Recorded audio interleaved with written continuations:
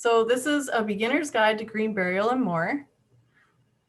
Quick disclaimer, this is my first time hosting a webinar, so please be patient with me. As I may have mentioned earlier, Derek is here as my tech support. I don't consider myself an expert on green burial or death care, but I've been focused on learning for a few years now, so I feel I have a pretty good base knowledge on most subjects relating to death and dying. My name is Madeline, and I'm your local Comox Valley death companion, educator, and death positive advocate. I'm passionate about end-of-life issues and planning, home funerals, grief rituals, and eco-friendly disposition options such as green burial, obviously. I'm joined here tonight by Catherine Valentine, who is a natural cemetery owner and manager and regenerative farmer. Also joining us is Sita 10 of Evergreen Coffin Company, located just down the road from us in Royston, and they create gorgeous coffins and shrouds. Catherine and Sita will also be helping me answer questions, so I hope you'll have lots for us.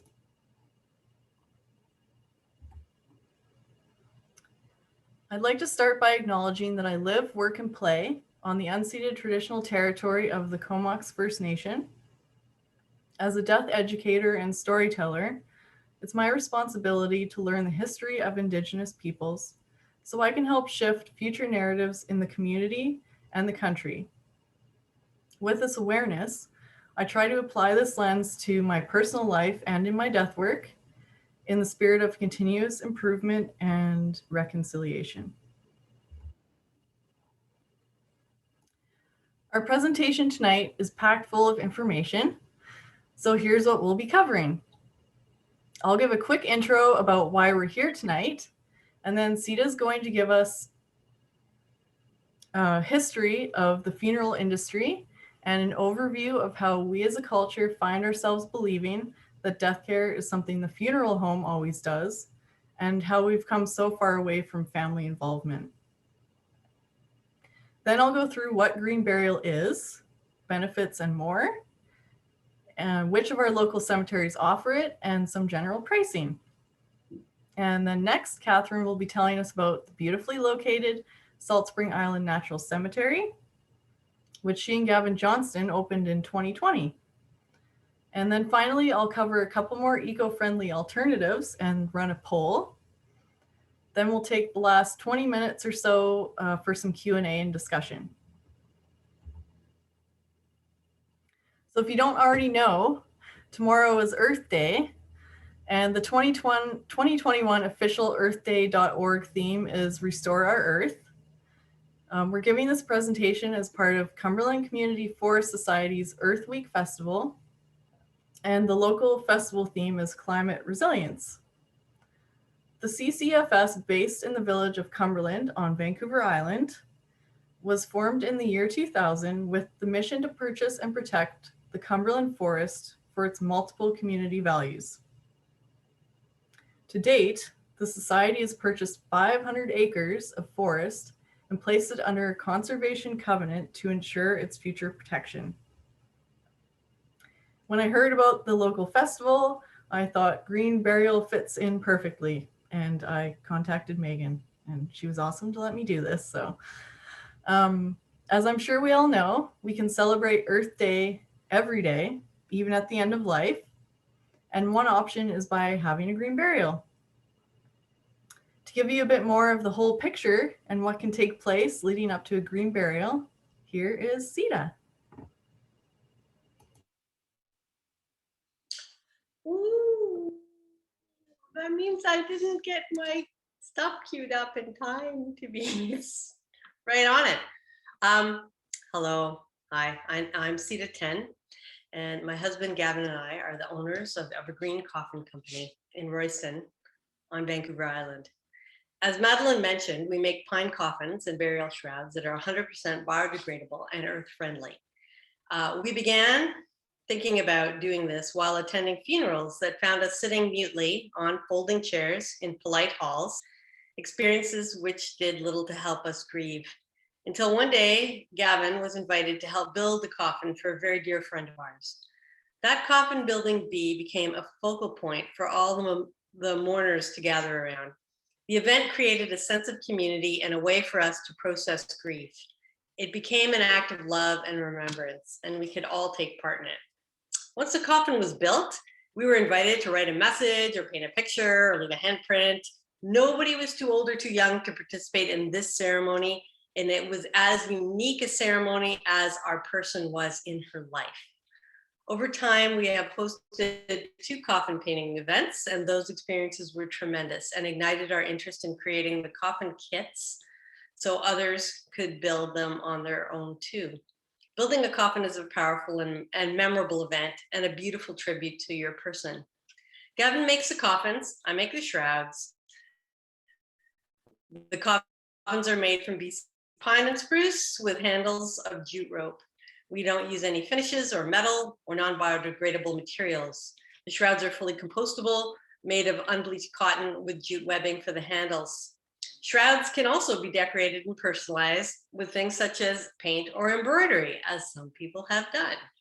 Now, I'd like to tell you a story about the history of European-based death care in North America, and not just because it is super interesting, because I wanted us to have a better discussion about end-of-life decisions, death care, and green burial specifically. Now, here is a fact.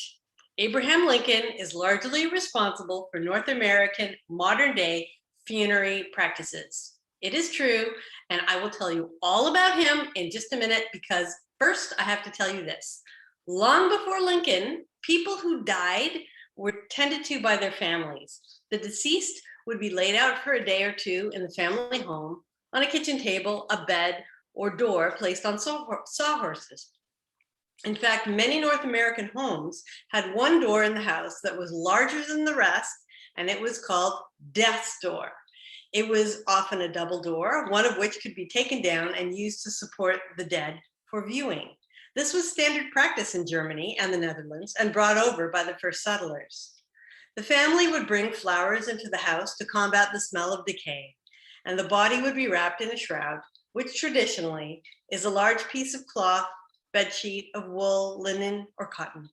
Sometimes a wood coffin was used, but not very often, because milled lumber at that time was a precious commodity. Most people were buried in a shroud and interred at home or a nearby cemetery. But long before that funerary practice, long, people would take their dead out into the wilderness to be scavenged. They believed that the spirit could escape the body this way. Burial was likely reserved only for those who were seen as transgressors in the community, as it would keep that person out of the circle of life. It was meant as punishment. It was thought that if the body was buried, the spirit could not escape and would be trapped in the ground forever. As populations grew, the logistics of having bodies scattered around the community persuaded people to begin burying everyone. So, back to Lincoln. It was the middle of the American Civil War, around 1862. An ocean of Union troops were camped around the White House. Cholera and typhoid contaminated the water and killed many more than the war ever did. Burying the dead before they became a health risk was impossible. Also, the families of the dead wanted their sons back for burial at home. At the time, Lincoln's personal physician had been reading a paper just published by a French doctor who was fascinated by the burial methods of the Egyptian pharaohs, so much so that he created a modern day version of it. He discovered that if he replaced all the fluids in the body with a formaldehyde and methanol mixture, the body would retain a long-term freshness, making them easier to ship. Embalming curbed the waterborne health crisis that was killing thousands, even Lincoln's young son, Willie. Battlefield embalmers became as present as medics. Lincoln was assassinated not long after the war ended. This assassination was meant to destabilize Lincoln's Union government at a time when the whole country was still reeling from the effects of the war. In a brilliant PR move, it was decided to embalm Lincoln, put him in the finest coffin that could be made, make a special train car into a parlor for his body to rest, and then to set off to cover 2,000 miles and 80 cities and towns where people could pay their respects. Hundreds of thousands passed by his open caskets in cities, and as many lined the rail tracks between them, bonfires burning all along the way. This procession became a way for the country to collectively mourn not only Lincoln, but the compounded losses that each and every person had suffered. People were very familiar with how the dead were supposed to look, as all death care happened in the home. Newspapers published pictures of Lincoln's amazing lifelike appearance and touted the miracle of embalming. Not only did this help to unify the country at that time, it became one of the largest accidental advertising campaigns ever. Of course, this pricked up the ears of all those battlefield work. There were still huge casks of embalming fluid left over from the war, and they saw the immediate opportunity to sell embalming to the average householder, asking them, "Don't you love your wife? Shouldn't she have a presidential funeral?" People did buy embalming fluid on their doorsteps. In fact, there is a house made entirely of embalming fluid bottles near Crusted. You can visit it. But what happened is that people asked the battlefield embalmers to do it for them, as embalming was an unknown technology. Hence, the North American funeral industry, as we know today, was born. So how does this all tie into restoring the earth, climate resilience, and green burial? Currently, the most well-known disposition option are cremation and burial. Conventional funerals and burials put formaldehyde-based embalming fluid, steel, concrete, and rare tropical hardwoods into the earth. Flame cremation, even with required emissions filtering, releases greenhouse gases such as carbon dioxide and nitrogen oxide, as well as mercury and other heavy metals present in the bodies. Cremation also uses large amounts of fossil fuels to keep the equipment running at an extremely high temperature of 1400 to 1800 degrees Fahrenheit for approximately 3 hours per person.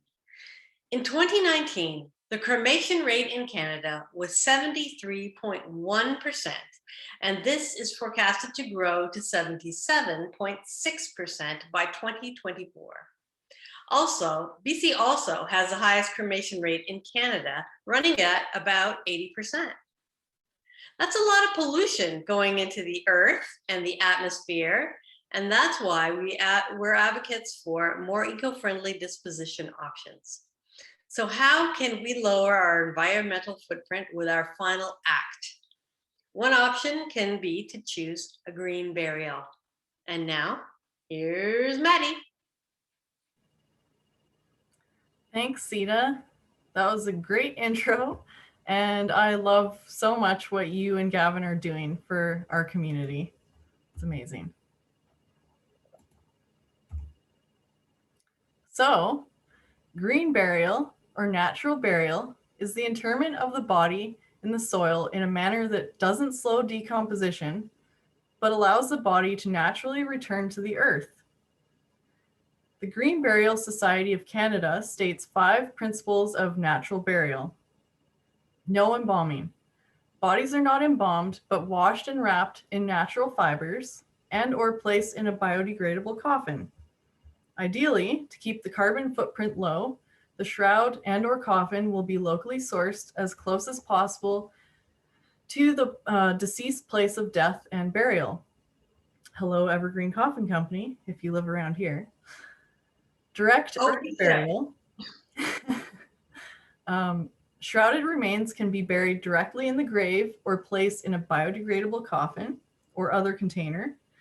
They're buried 3 to 4 feet underground instead of 6 feet to allow microbial activity similar to that found in composting. Ecological restoration and conservation. Sensitivity to and protection of the growing and eventually established ecosystem of the interment area is essential. After allowing time for the grave to settle, locally indigenous plants are planted using a combination of ground cover, shrubs, and trees. Site preservation and perpetual protection is a key component of this principle, so visitation of individual graves may be discouraged or eventually prohibited. Communal memorialization. Large headstones and memorials are often not used and can be replaced with naturally occurring stones from the cemetery grounds or engraved on a naturally sourced communal monument. Ultimately, it's the green burial site as a whole that becomes a living memorial to the persons interred there. Optimize land use. A well-planned green burial cemetery will optimize the land it occupies. Design elements include minimal infrastructure and temporary roads or pathways that can be removed and converted into interment lots. Cremated remains can also be buried using surface or subsurface disposition methods. The reuse of graves may also be an option.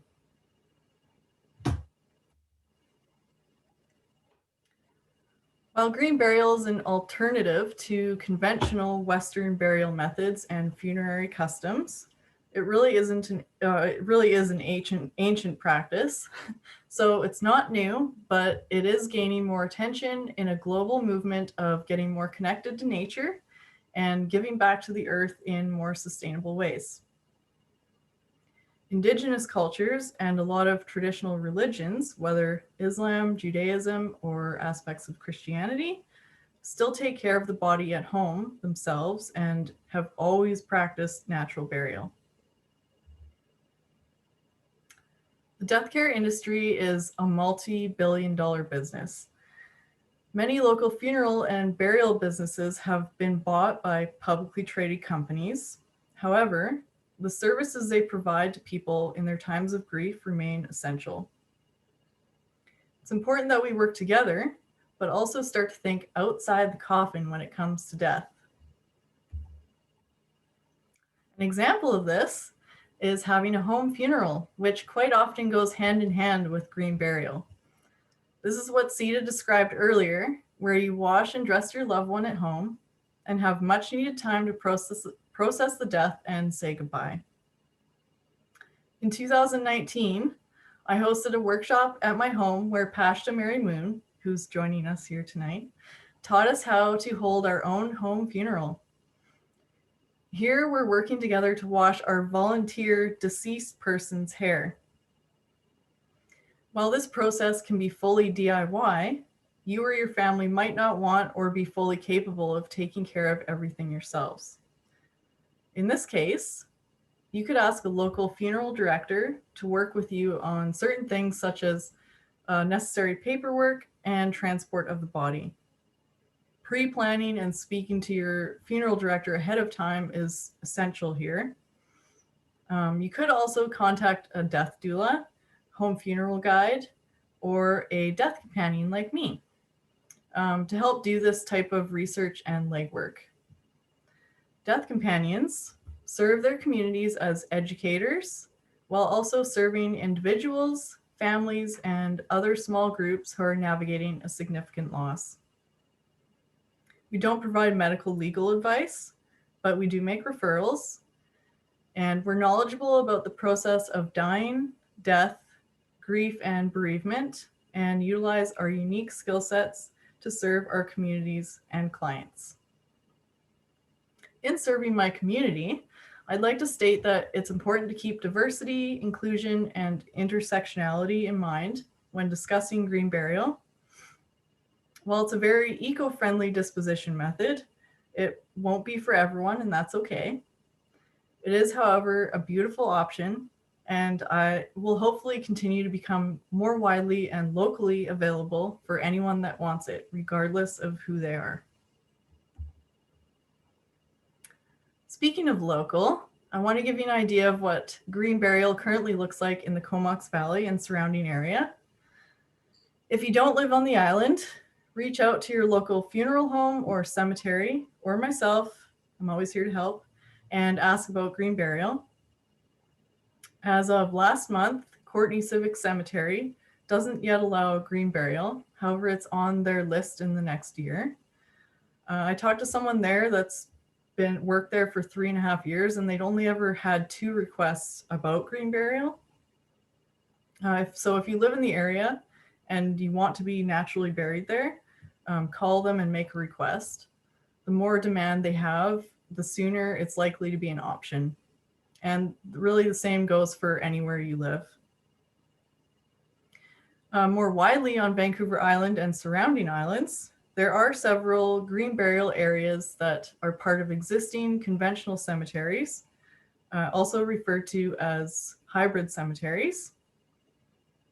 These include the Royal Oak Burial Park in Victoria, Yates Cemetery in Parksville, Cranberry Cemetery in Palo River, Elk Falls Cemetery in Campbell River, and closest to us here in the valley is Cumberland Cemetery in Cumberland. There are also many more throughout BC and Canada, with new ones added to the list each year. And Nicola is working on her own cemetery, so that's exciting. And she's in the Caribou area.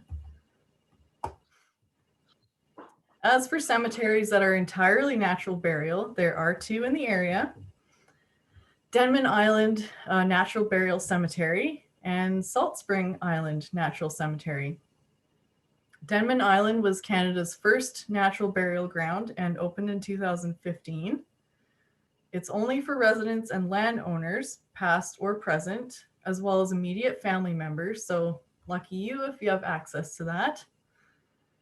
Salt Spring Island is actually the first entirely naturally cemetery open to the public in Canada. I had the pleasure of visiting a couple of weeks ago, and I can tell you firsthand, it's quite the magical spot. When we arrived at the gathering place, we were greeted by what sounded like thousands of frogs from a nearby pond, and it was absolutely mesmerizing, and I could go on, but I'll leave the rest for Catherine to tell you about shortly. So for basic costs of a natural burial in this area, which would normally include the burial plot, opening and closing of the plot, memorial, and possible perpetual care contributions or landscaping fees, you're looking at something approximately in the range of $1,600 to $7,800, with the large range of prices coming to an average of around $3,870.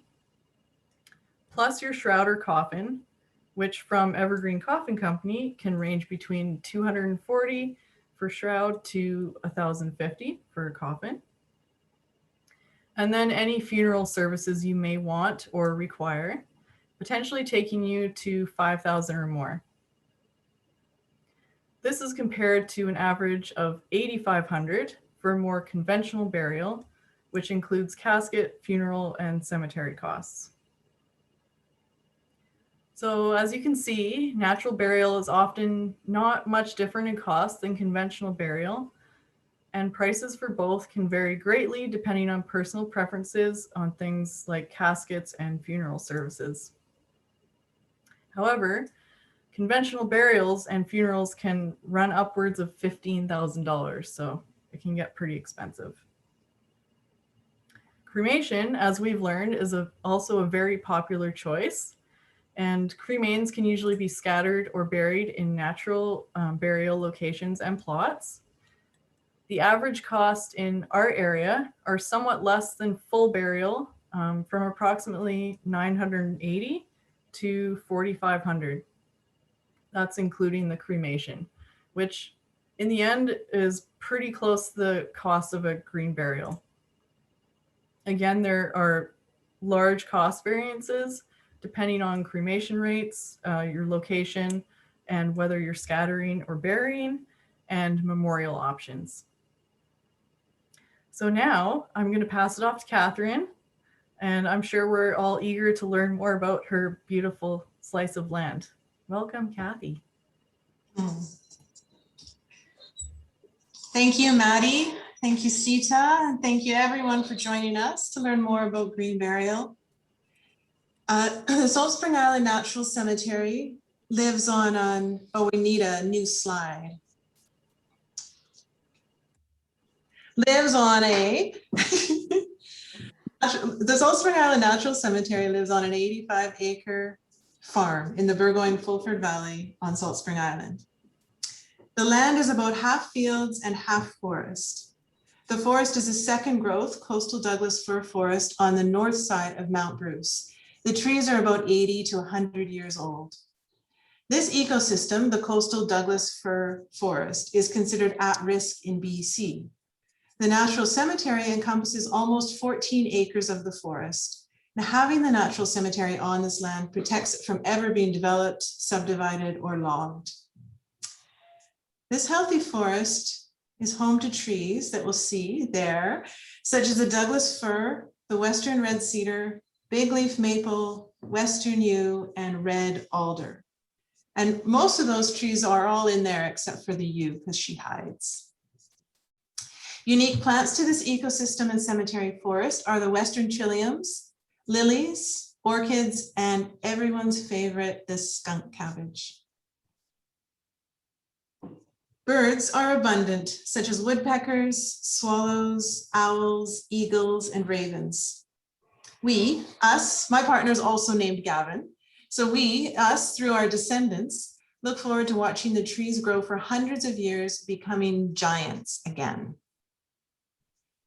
In the natural cemetery, we offer stones from the land, which can be used as memorial stones, headstones, or people can choose a cedar plaque made locally to be fixed to the gathering place. All the folks buried here have been simply shrouded or buried in a wicker casket. We have a local person sewing shrouds and a local weaver making willow trays, caskets, and urns. This is Lionel here with his wicker tray. Half of the graves have been hand dug by family, friends, or the local First Nations Stakaya Learning Society. The funeral ceremonies have all been unique. For one group, the digging was their ceremony. 3 friends worked hard for hours to dig their friend's grave and then to fill it in. And they didn't share poems or words of prayer, but they dug hard and joyfully. And I think they felt a really cathartic relief through the process. They were very grateful for having to be able to do that and clearly not having many words to share, but really feeling that they'd served their friend and that they sent him off well. Another burial had a bagpiper playing Hallelujah. You can see that picture.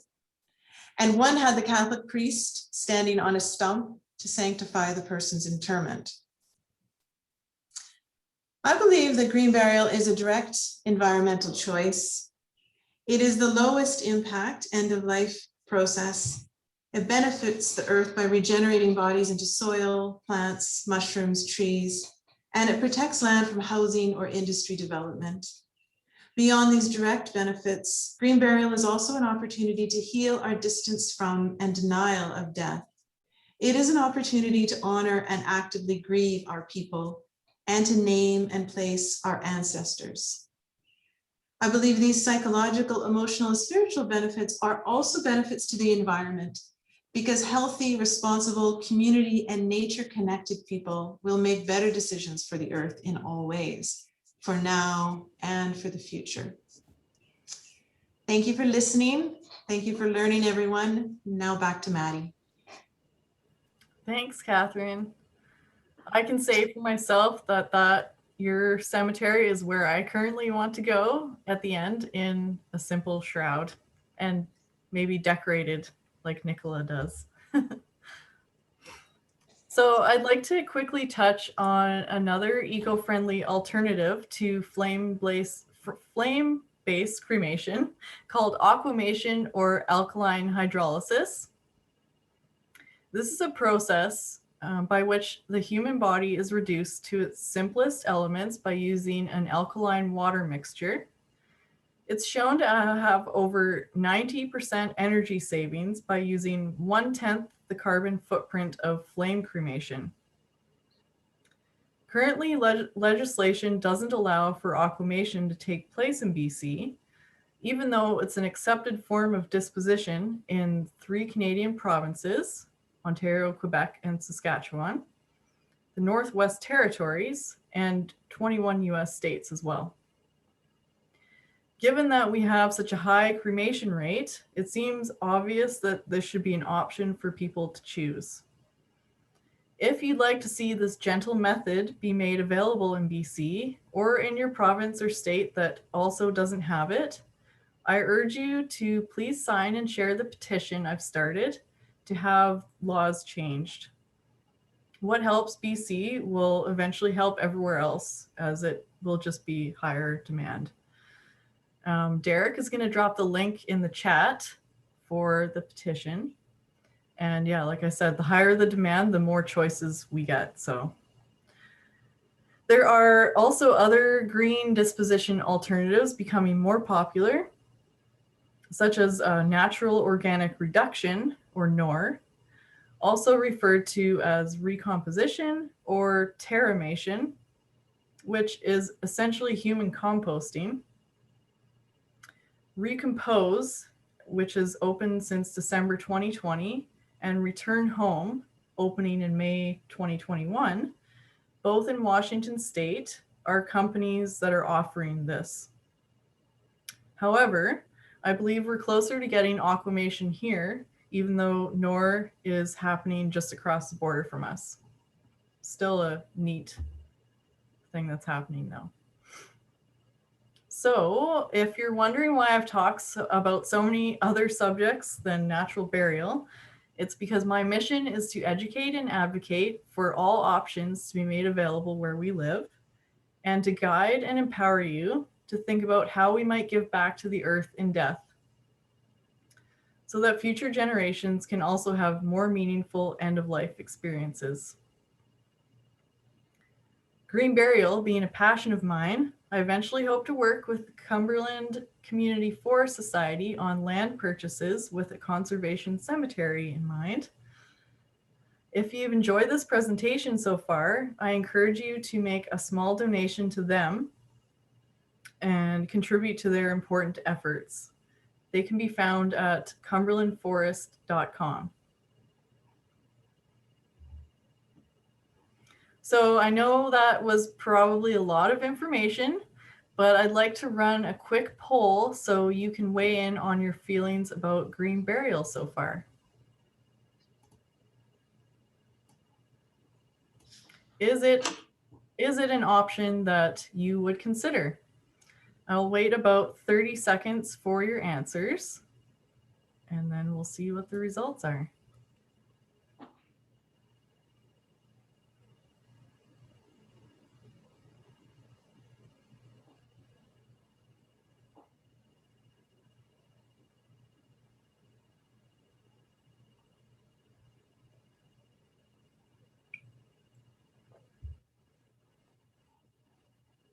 All right. Thank you for your answers. And here are the results. All right. So no one here said no. So that's cool. I was gonna say, if anyone did say no, that's also fine, because like I said earlier, it's not gonna be for everyone, and that's okay. But the rest of you would either consider it or are planning on it. So that is great.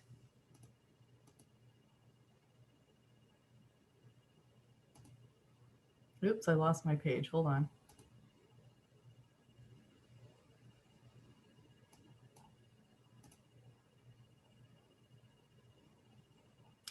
Yeah, so the important thing is that we're aware of different options and methods and are able to choose whatever speaks to us.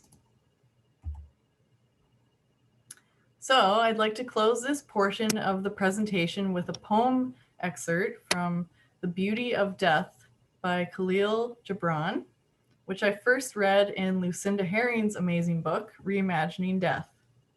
And that's my cat laying on it the other day. Thought that was a good picture of it. Take from me all earthly raiment, and place me deep in my mother earth, and place me with care upon my mother's breast. Cover me with soft earth, and let each handful be mixed with seeds of jasmine, lilies, and myrtle. And when they grow above me and thrive on my body's element, they will breathe the fragrance of my heart into space and reveal even to the sun the secret of my peace, and sail with the breeze and comfort the wayfarer.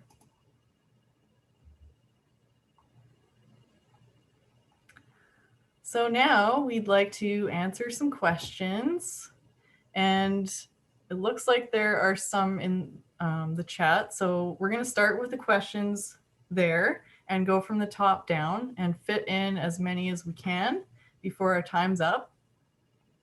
If we don't get to all of them, please feel free to email myself, Sita, or Catherine, and we'll get you answers. You can also find all of us on Facebook and Instagram. And if you'd like a summary with some extra resources and a recording of this presentation, email me or find me on Facebook as Madeline Christie or on Instagram as Daisy Death Care. I'll be posting everything there very soon. So I'm going to stop sharing my screen now so we can see everyone.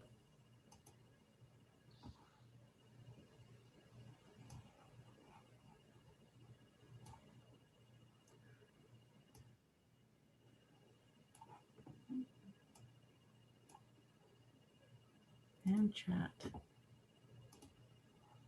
All right. Let's go to the top here.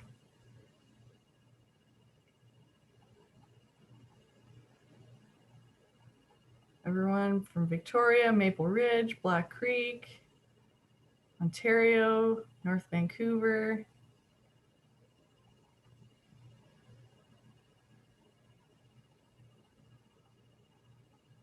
All right. Trying to find the first question. Oh, so Betty Lou said, but I would like a marker in the area where I'm buried. Isn't that possible? Or only in one designated gathering place? Catherine, do you want to take that question? Sure. Hi, Betty Lou. Yeah, no, we have individual markers, and that was something that I challenged the Green Burial Society on, because that had been one of their tenets was only communal markers.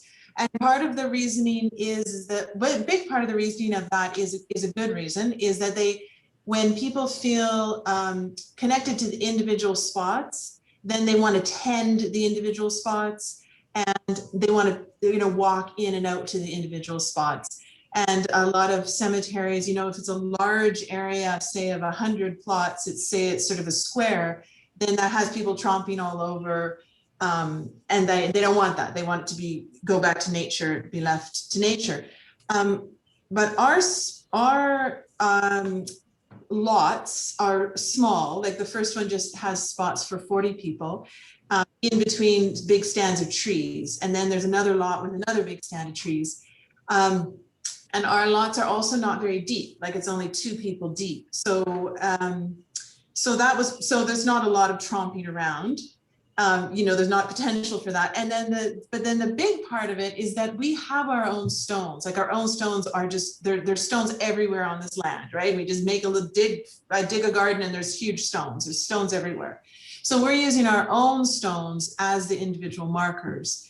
And so if we had to use a big communal stone, we'd have to bring in a stone from elsewhere, which I argued was, not very green. So using our own stones is great. And then as an aside, I also do feel passionate, like I feel like you do, Betty, is that I feel like it's important to have stones, and that we're not only doing land conservation here, we are also a cemetery. And I think for people to feel connected to the cemetery and to know where their ancestors are buried is important. It's meaningful. And so there's the psychological, emotional, spiritual side of the cemetery as well. And so for that reason, yes, you could have a stone if you came here.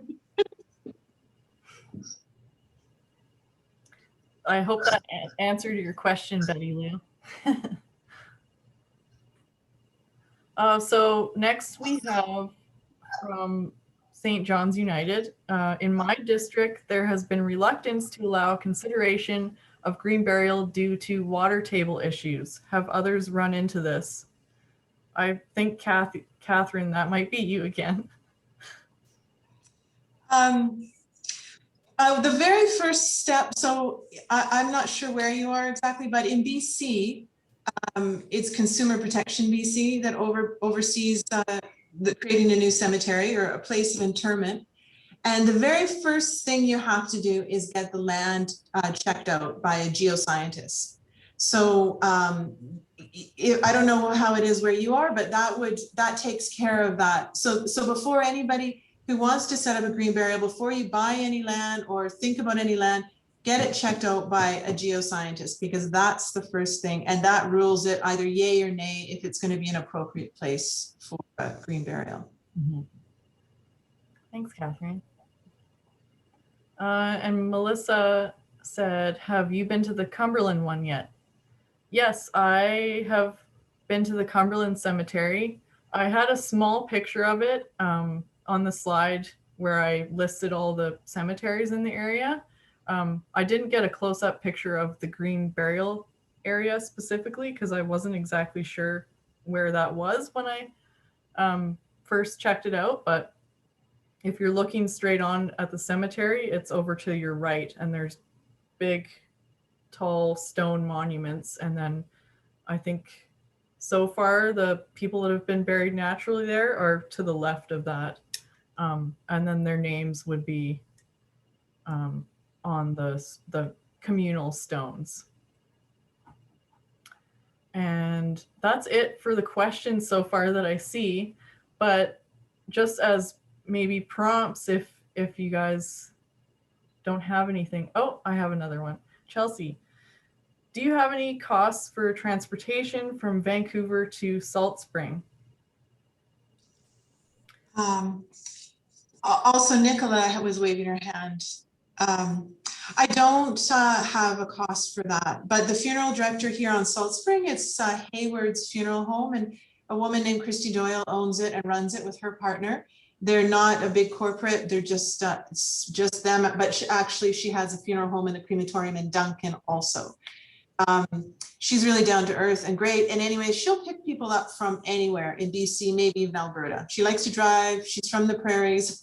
She'll just go and pick someone up from wherever. But I don't know the cost. I'm sorry. We'd have to talk to her. And just to add to that, as far as like DIY goes, you can transport someone yourself.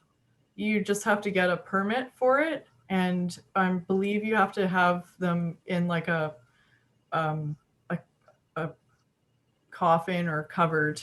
That's just the law. So you can do it yourself. It just has to be a leak-proof container. Right. So if you put caulking in your homemade coffin, then that would be good enough. We've done that before. Yeah, and actually that reminds me.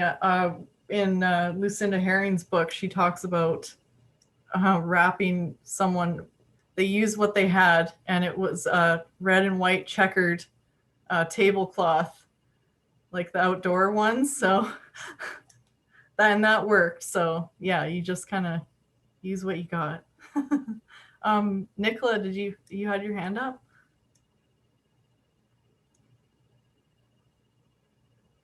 Unmute. Hi, I thought it would be easier to ask than type. I started to type it all out. And I'm just responding to Christine about, do you happen to know of any green burial sites in northern BC? Prince George Municipal Cemetery does have a green burial section.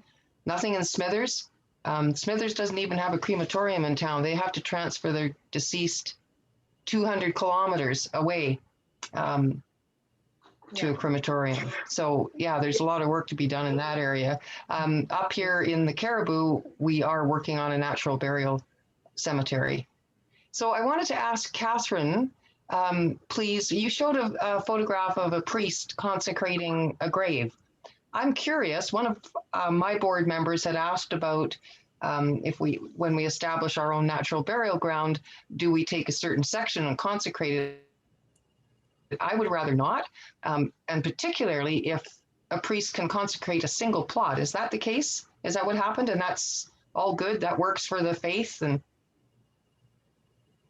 Yeah, thanks, Nicola. Yeah, that's fine. They apparently they'll consecrate every grave anyways. So yeah, and it's been important to me. I felt quite strongly to not have any sections. You know, the Catholic session, the Chinese, yeah. all da da da.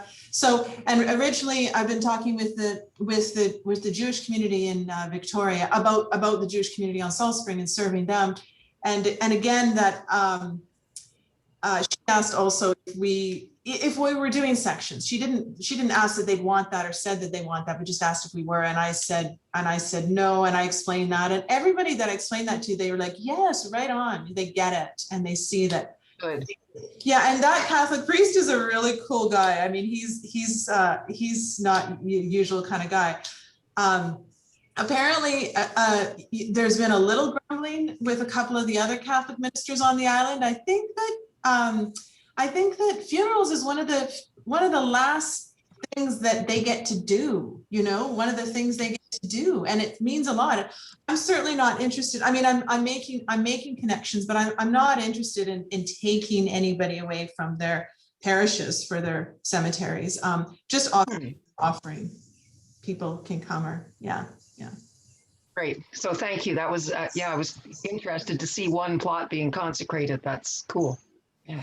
My other question, sorry. Can I just tell you just a minute about that funeral? In fact, because it was this young guy who was a 30-something. He was a major partier. Like, he was a DJ. He was like dedicated into psychedelic experiences, right?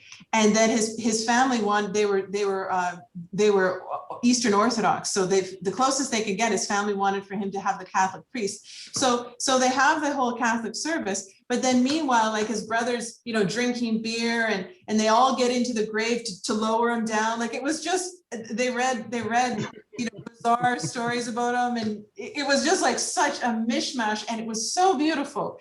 And afterwards, I kind of apologized to the priest just for the craziness, right? And he was like, no, it was great. You know, they did what they needed to do. I'm happy for them. Wonderful. That's awesome. I see you. There's a bunch of questions here. One more quick question. The Lionel, the wicker casket maker, does he create wicker caskets for people elsewhere, or is he overwhelmed with what he has to do on Salt Spring? I know across BC, we're looking for wicker casket makers, and they are few and far between. Yeah, he's like, you know, herding cats to get him to do the baskets. He's a real artist, and he's a real free spirit. So he has made two, and he's actually made a coffin too, which I have behind me, behind the curtain. And no, I mean, right now, I mean, I would take as many as this is what I was thinking, and just get him to make a bunch now, but I just can't squeeze him. You know, he just does it as a, Yeah. I mean, and I've even encouraged him to, you know, to take on an apprentice, like that. This would be a good business. He could supply all over. And he's like, yeah, that's a great idea. But then I don't know, he just goes back to his farm and does his thing. We need somebody to teach wicker casket making. Well, actually, a woman from Vermont contacted me, and she said she would come up and do a workshop. And actually, he said he would do a workshop too. Yeah, there's a gal named Kim, and she lives in Black Creek, Right, which is just outside of Courtenay, and she makes them. And at the last fall fair here in Courtenay 2 years ago, she had an array of baskets, including a casket. And she also had an exhibit at the art gallery here that was basket making. She is an exceptional basket maker. She went to England and spent 12 years there as an apprentice, and learned how to make baskets because there you have to use a certain kind of willow for a certain kind of basket. So she actually had that kind of lore in her, and she was absolutely a gem to talk to. And I'll put her name up if people are interested. I don't have it with me right now, and I can't trust myself to find it before we all disappear. But I miss him, and I could, if you contact me, I will definitely find it for anybody who's Thanks. interested. Yeah, we could include some info in the resource document that I'll send out after too. We don't have too much longer, so I just wanted to quickly answer Christine's question about are green burials acceptable for those who have died of something contagious, like COVID, for instance? Yes, and essentially from what I have read and heard, that basically you could have a home funeral with someone that's died from COVID. You just would put a mask on them and treat it the same as you would with a living person with COVID, and just take the same precautions. And I mean, it would probably go the same for some other contagious things, except maybe for like Ebola, or I don't know the contagious aspects of those things, but I know COVID is fine. Jennifer said, I'm from Salt Spring and have arranged to buy a plot from the Salt Spring Natural Cemetery. Awesome. That's amazing. I spoke, St. John's United said, I spoke with a local maker about beeswax cloth to allow for leak-proof transfer of bodies. Very cool. I like that. Oh, yeah. And thank you, Karen. She's probably already gone. Do you have a scattering garden section to your cemetery? I'm assuming that's for Catherine. And that's yes. Yes. Basically, anywhere you would want it scattered, you can arrange that. And what steps can a person take to try to get some green burial options in my area? I don't know who that's from. It just says iPad. The Green Burial Council, or what was the Green Burial of Canada? I'm blanking on the name right now. Green Burial Society of Canada. Yes. Green Burial Society of Canada. They have a ton of information and basically tell you how to start up your own green burial cemetery. And Nicola is also a good resource. And Green Burial Council is a U.S. organization, kind of the overarching in North America. And there's also awesome information there. Yep. So I would start with those two for sure, because that's the place to start. I see you put it in there, Nicola. Thanks. And there's a gal in Quick who is an amazing basket maker. I will give her this idea. Oh, Polly. Oh. Sorry, everyone. That was my alarm. I thought I turned it off. And that is it for the questions, unless someone else has anything else. I hope you enjoyed the presentation. And let us know. Keep in touch. Oh, Jennifer? You're good? Okay. Thank you. It was an honor to present this and be in this space with everyone. And just talk about our passions for a whole hour. And keep in touch. Reach out if you have more questions. So thank you to Thank you, everyone. Judith. I really appreciate that. Thank you, Judith. Have a lovely evening, everyone. Thank you. Thanks, Maggie. Thank you. Thanks. Thanks. Bye. Thank you so much. Good night.